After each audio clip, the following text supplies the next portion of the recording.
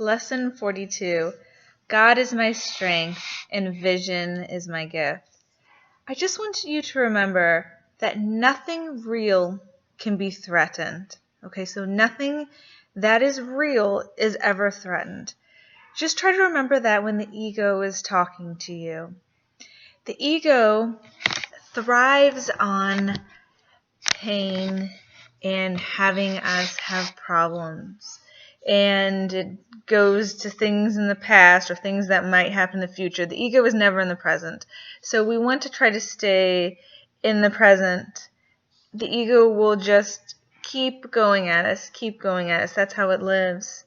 And we don't need that. We can just let it go and be in the present. And when things are starting to clamor up in our brains and are clamoring at us, we can just say, that's the ego and he's not real. He doesn't exist, and try to stay in the present. So with that, we're going to take God is my strength. So what this is saying is you have to believe in the will of God, and because it is His will, it's His strength that gives you this power to get past this ego. And vision is His gift, it says. That is so that we can truly see what this world is about. It's not defined by time or space.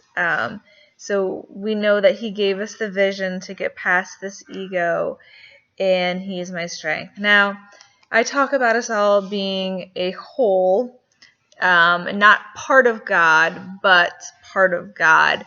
But everyone does have a will, and so we're trying to change our will to just be at peace and bliss with God. One thing I want to mention is we talk about the ego. That's easy for us to shut off because we're controlling our own brain.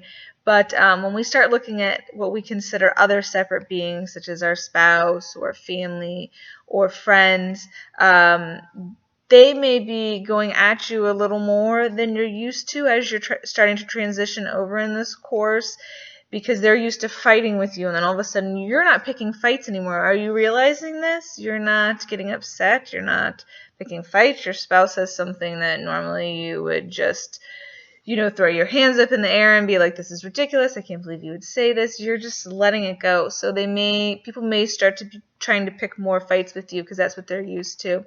But you are, if you remember, just standing there as an example to them that, you are part of God. You're how God created you. And this will go away. So I just want you to hang in there with that if you are experiencing that. And you may have already been experiencing that and getting that out of the way.